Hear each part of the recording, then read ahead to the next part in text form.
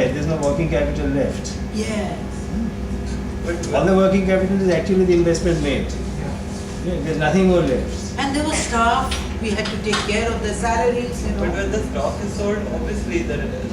But later on, and also I think Stock is credit sold. policies Okay, might after the money will come after the stock is sold, right? So with a startup company, it's most unlikely that the agency house or website would have given you money upfront. They collect from the market and then they will pay. Typically that will happen. Anyway, so this was really a problem, and what was even worse, we didn't tell the advertising stop. So 3 months, the money was over, and we had created this brand, but there was no stock, no products. So this is what happened in this phase.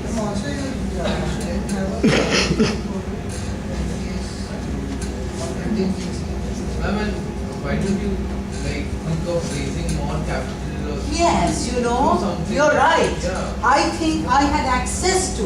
I had to just go maybe that Bengali Bhadralok, you don't want to ask money, that middle class attitude may have been there, or somebody, or the pride that I had somebody who should have paid up the money.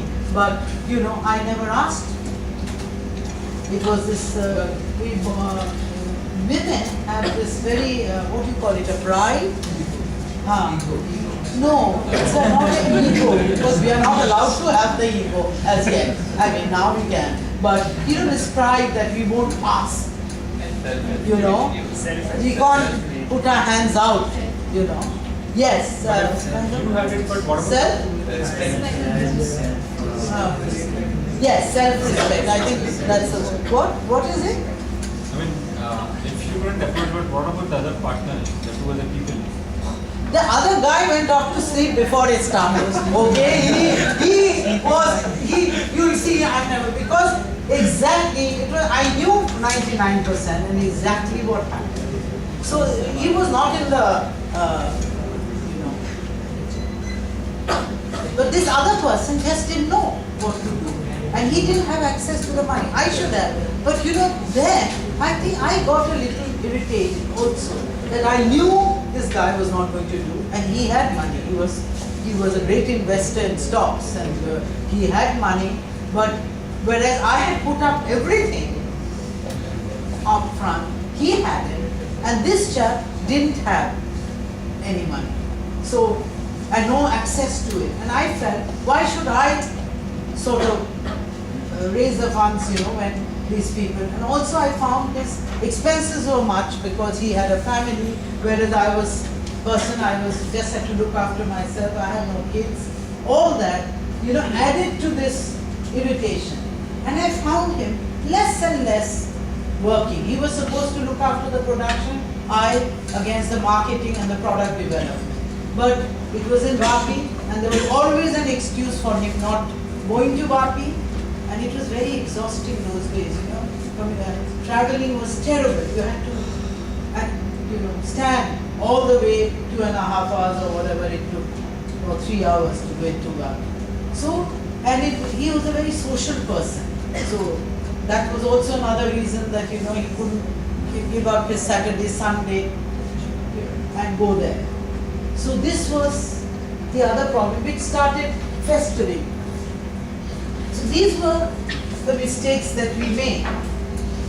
Then somebody talked about the wrong numbers. We projected on the feeding bottle market, which was huge, and then we said, okay, even if it shrinks to very small, there are at least 6 bottles. As we learned in the West, they bought 6 bottles. So that's the 6 feeds during the day. But we are in India, and we are not where the glass bottles were costing 250 or 3 rupees, and this was costing 18 rupees. It was a lot of investment for the mother because she was, not yet a working mother. She was a homemaker. So that was again a problem. So they bought 1 bottle. She was at home. So after every feed, she was washing it. And then not only did she wash it, when it was over, it went to the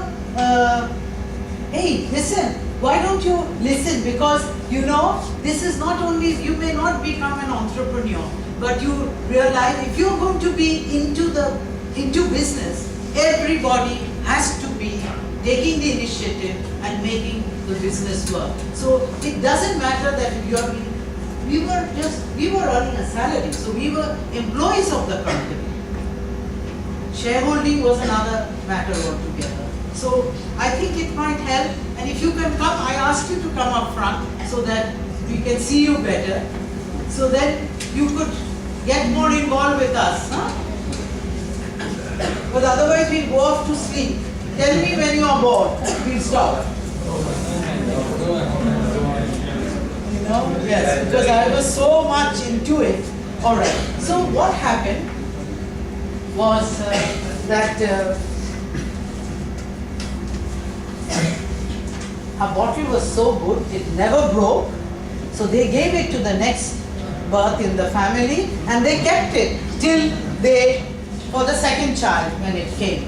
So the numbers, and by that time we had many more players, and the numbers shrank, and we were fighting for a small share of the pie. Okay? So what should we do? I said quickly. This was 1981 we launched. Okay, because of my distribution experience, I said normally only chemists were kept, the bottles were kept with the chemists. But now we wanted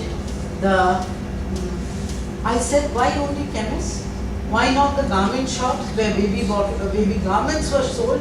Just baby garment counters had opened, okay? Because those days only people took, because there was a mother now, a single nuclear family, baby garments. So I said, keep that bottle. One such shop, which is Amarsons and Rich Candy, told me, madam, you know, there are child care which had started baby clothes in 75, and you know, there's some problem with their partners. So why don't you start? Your name is very nice and it will lend itself easily to baby clothes. Why don't you start? So back to, okay, in this time, you know, I found there was no more creativity. Bottle, it was just journal. We improved it, put printed bottles, which was something very, for the first time in the world that we had this. And but beyond that, there was nothing much. It was just sheer dog work, you know, getting this, and then the money was not coming. So I said, great. I went abroad. I got from Mothercare, which was the first one in the world to start a shop specially for babies, and they're still around. And we started with 6 products. Okay, that was a diversification. This happened, and the products took off. We didn't open a factory. We found somebody who was already into garments and making hosier. At that point, t-shirts were not that common. So we went to these people, and they were also manufacturers of material. But I went to another person, and the fabric which were made with, that was the best fabric for babies because they're soft, and you know how much we enjoy wearing t-shirts as compared to the shirts. But so that was the most suitable for the babies. And the product was went out of shape, the colors ran, and it was not to be. I said, no, we will have to develop something where the product is stable. So that gave me a lot of joy. I sat with these people who are now huge company, Krishna group of companies. They helped us to develop this product, and also the fabric. And this terry, you know, they had to use terry, which is very soft. It had to be cotton. That also. Only thing which was stable were one which was blended with acrylic or something, and it was awful. I always had a sensitive skin, so I couldn't wear it. So I would bring these fabrics, and I would go and tell them, okay, they can do it in UK. Why can't we do it? You know, Indians, we are supposed to be the greatest and the best, and you know, that time cottons always was great. So I thought this, I had enough of this importing everything from abroad. So I said, let me go into garments, which are, fabric which is grown here, which is the cotton. That was the best for the baby. So we started on that. We had these which were also stable. We made a mesh underlay of polyester, and top pipe was of cotton, which was, it absorbed, but it didn't touch the baby's skin.